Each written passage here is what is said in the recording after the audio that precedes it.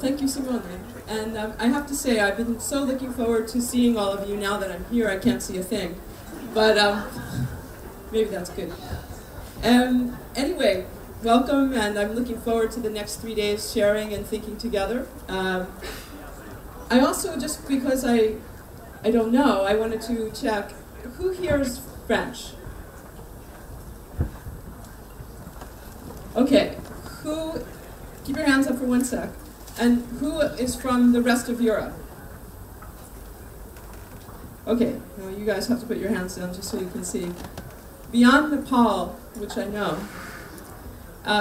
who's from outside of Europe? That could be North America, South America, Central America, Asia.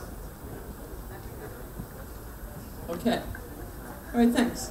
And just out of curiosity again, and to get a sense, how many of you guys consider yourselves to be actively engaged in making mischief, instigating, that sort of thing with respect to the collaborative economy? Okay, and the rest of you just were looking for a place to hang out? Just checking.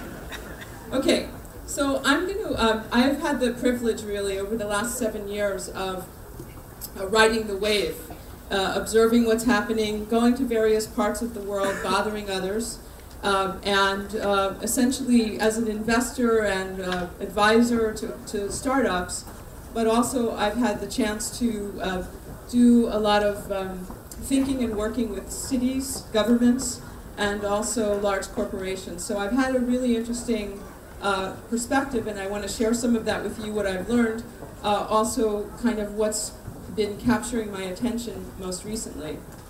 I'm calling the conversation Create Value, Capture Resilience, because I think that one of the things that's happening with collaborative economy is that we're creating value, but we don't know how to measure it, and that we're not exactly sure what it looks like. And as a result, we're paying a lot of attention to metrics that were very relevant for perhaps a different economy. We're missing a lexicon, and we're missing the ability to sort of be able to articulate what it is that we're actually bringing forward, that I think is really fundamental. And secondly, that I believe that one of the main attributes that we'll be kind of selecting for in terms of communities and brands is the notion of resiliency. That resilient communities are communities that thrive in happy times and in times of emergencies.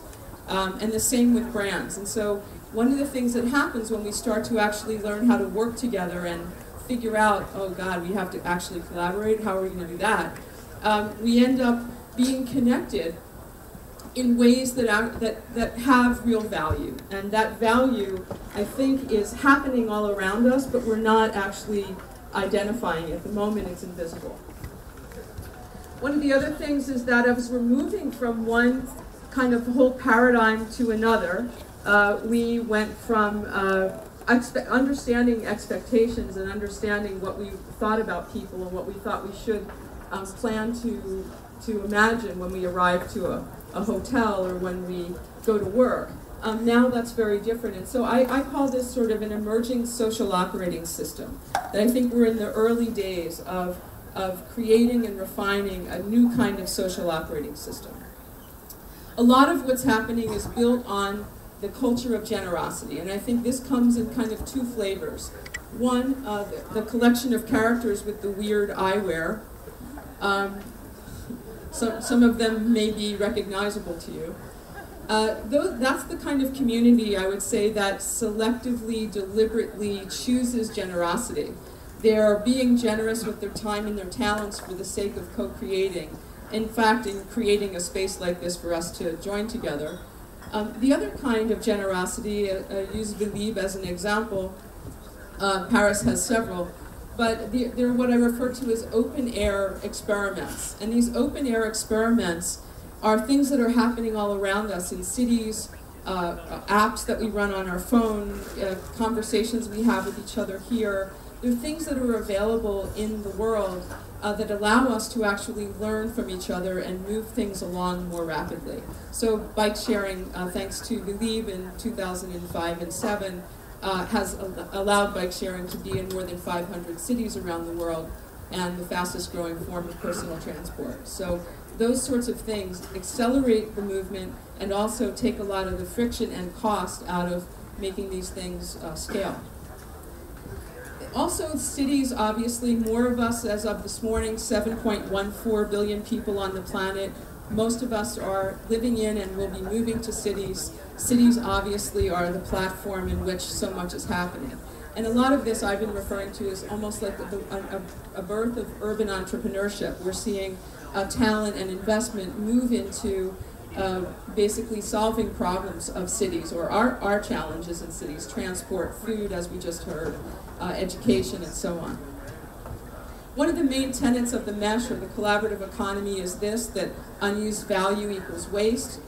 That is, a lot of the experiments that we've seen to date have been based on this, which is the notion that we have a lot, we own a lot, and when we're not using something that we consider to be valuable in that instant, because suddenly we can make the invisible visible, if we can make those unused assets in time visible, suddenly that creates this whole new kind of marketplace. And so a lot of what's sort of transpired over the last 5 and 6 years has been that idea of converting this unused value to waste in the excess capacity. There's another form of waste as well, that is the stuff that we toss out, that we consider garbage and throw away. And that kind of waste, actually, we're starting to also pay attention to with marketplaces like Yurtle that actually upcycles, takes a waste stream and redirects it into a secondary marketplace, or the circular economy that takes the waste stream and redirects it into the supply stream for creating new products. I think we're in the very early days of this still, and there's enormous value that we have yet to capture. And then my brief history of the last 5 or 6 years is that we've had a lot of experiments, we've learned a lot, talked a lot. There's some very big distribution. I'm probably missing several countries because there are many informal experiments and communities and programs that are taking place. For example, Mondial that I didn't even know until we got lost together this morning, and then I heard his talk, that was going on. So there may be many more countries, in fact, that are participating, but this is not something that's exclusive to Paris or London or San Francisco, thankfully.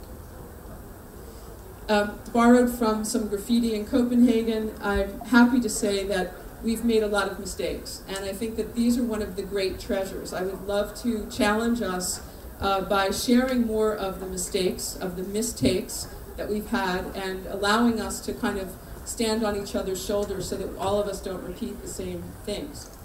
To date, the really big plays are what has kind of captivated the press around the world. Many of them have been venture funded. Over the last 5 or 6 years, there's been about $5 billion put into collaborative economy companies. Of that, about $2 billion have gone to 5 companies. And a lot of those companies, those 5 companies, are getting a lot of the press. But they also are doing a lot of the building of the platform, the fighting with the cities, building the expectations, and going back to the social, the new kind of social operating system that's being built. And so they're providing incredible value for the overall phenomenon, but at the same time they're also capturing the bulk of attention. There's an aspect, though, that I want to raise, which is with respect to creating value. One of the things that I would like us, I'm hoping that we can talk about in the next 3 days, is the relationship between value created and value captured. Do we capture that value as an individual, as a brand, as a community, for the entire movement? How does that work? And should it be that if a venture-funded company in the old model, when they have an exit, when they go public, or they sell the company, the benefit goes to, most of the benefit goes to the founding team, the owners, and the investors. And so, but in the collaborative economy, it seems to me, and I'm sure many of you, that there's a different kind of opportunity for how we share and define value. Now, one of the big companies, Quirky, which is a crowd-funded crowdsourced inventions platform. It's a VC-funded service, and Quirky basically has really successful products. They make consumer products using an international community of designers, marketers, developers. And there's a distribution typically in their model of 10% of the revenues go to the participating community who actually helped to invent that product. Well, in this case, several years ago, General Electric, GE, one of the top 5 companies in the world according to market capitalization, invested in Quirky. And last year, the founder of Quirky went to GE, said, hey, we're all going to be directed towards B2B.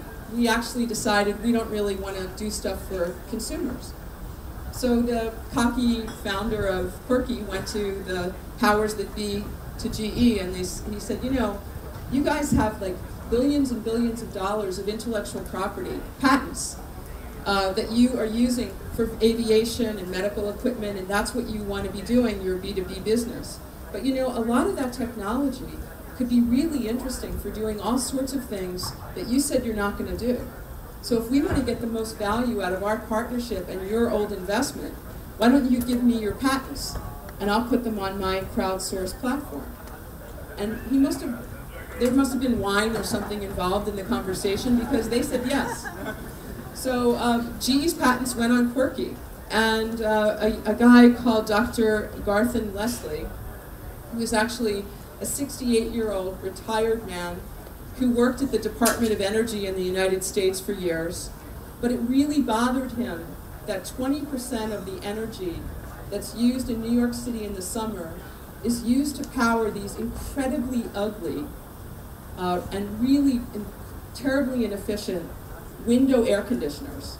And so he realized that he could use some of the GE patent to apply to window air conditioners, and very rapidly that allowed them to get to market faster, costing less money, offering a product that's very sophisticated for not so much money to the consumer. It's actually shipping this week.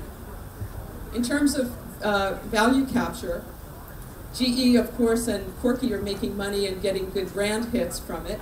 But Dr. Leslie is also, I'm told by the company, going to receive a check for $700,000 in the next couple of weeks. So they're playing with the models. We're starting to see how do you share value. And I, again, want to offer that up as a question.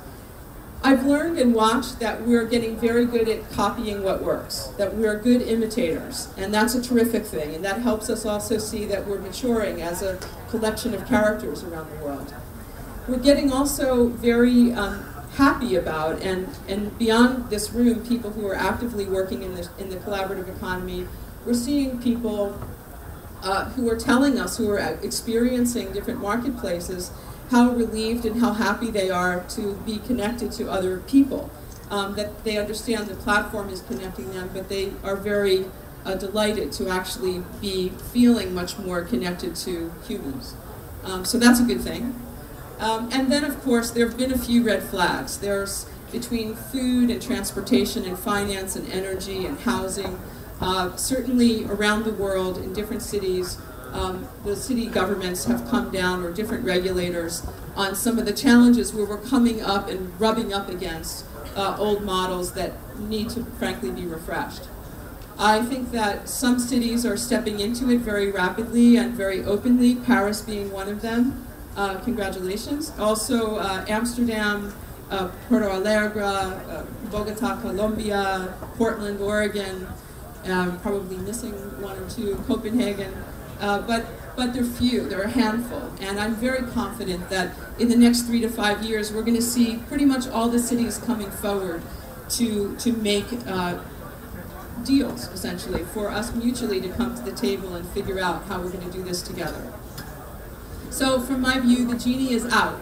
There's no way that we're going back, we're only going forward.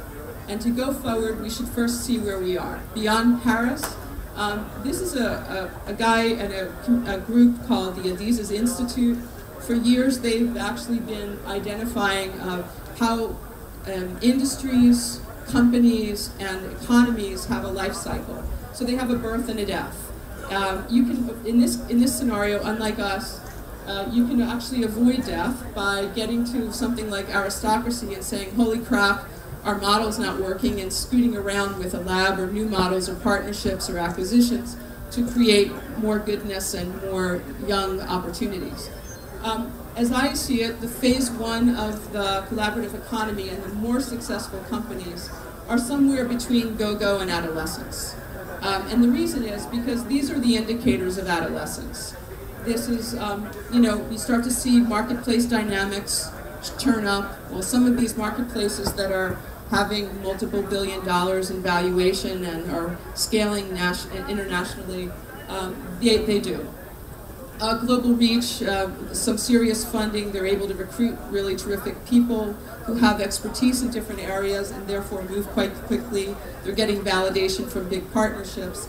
And we're seeing secondary offerings, which means that the marketplace that they're created is so large that and appears to be so inevitable that it's going to be successful, that it starts to actually create secondary businesses that address that market. So for example, there's companies emerging who are renting cars to drivers who want to drive ride-sharing services but don't themselves have a car. Or people who want to provide concierge services for Knock or Airbnb or One Fine Stay, those sorts of things. These are, PayPal to eBay. We're seeing that sort of thing take shape, and that's a real validation. Of course, not everyone's there. Many ideas are just now getting started. And some of our near-term challenges, well, Dr. Jonas Salk, he created the polio vaccine.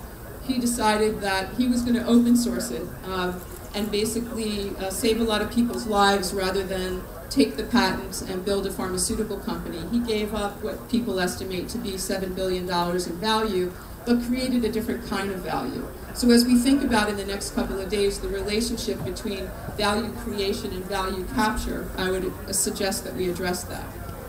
Resilience, again, for me, is a core value that we're building, but we don't notice, but we are. We're becoming more resilient as a community. One of the things about resilience is diversity. I think Manjil's talk, as well as the gentleman speaking about people for food, is diversity, local, complexity. Those are good things because they allow you to survive in wonky and weird times. So creating things that don't need fancy smartphones and starting to reach other geographies, important ideas. But not only that, looking towards other models that aren't VC funded, that are really bootstrapped, where we have worker cooperatives starting to show up in a way where they're also getting the kind of attention and support. I'm looking at how we can start to share things, and some of these are an artifact of having venture-funded companies, but how we can share things like reputation systems, core platforms, that we build the same platform to share goods as we do to share cars, as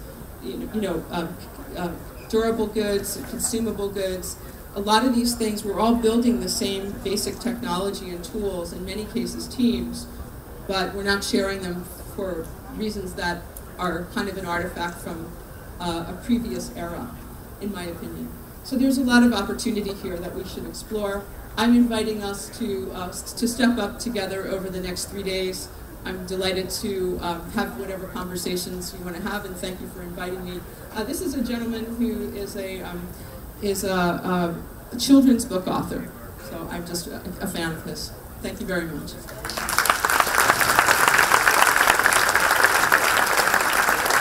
Thank you, Lisa. So I will take the chance, since we have you on stage, to ask you one very straight and very straightforward question. So you actually told us that right, we need new models, especially when it comes to capturing value. And as you can see from the presentation, we have still lots of open issues. I mean, lots of question marks. And you have the chance to talk with a lot of stakeholders, with big companies, government, cities. So my question is, do you think that this transition will happen smoothly, or we are going through some sort of crisis, clashes between powers and between positions? Does it make sense? Yes. Well, I thought you were going to ask me an easy question. I think that we're moving the thing forward, and I believe that it's inevitable that it will happen. I think that what happens and I had the personal experience already in several companies and industries, when people feel that they're close to retirement, for example, the company has a lot of power, and they want to continue on the way that they were because, geez, I mean, are you kidding me? I'm not going to rethink my whole career. I have like another half hour here. You must be joking. So there's a lot of that in which it makes it quite difficult when, taxi commissions or, hotel unions or different organizations decide that this is something that they won't tolerate. I think increasingly the cities are realizing that this is about embracing innovation, not protecting incumbents. And so the challenge there is a financial one, which is how do we make that transition in a way that doesn't basically take the bottom out of the public markets and make the economy go crazy. And I think that that's a conversation that people are having behind closed doors and not in forums like this. The other thing is that when we have natural disasters, that also drives, so about 40 years ago there were 9 natural disasters in the year. About 3 years ago there were 953. The predictions are that they're going to continue to happen. That's why I think that one of the core aspects of what we're bringing, resilience, and resilient communities and brands and that competence is fundamental because, in fact, communities that have known each other and worked well together, with or without smart infrastructure in the city, have done far better than communities with smart infrastructure and no relationship. So I think that crisis actually, unfortunately, helps and speeds it up, but I think that this is an inevitable thing. Thanks very much. Thank you for your question. Thanks to you.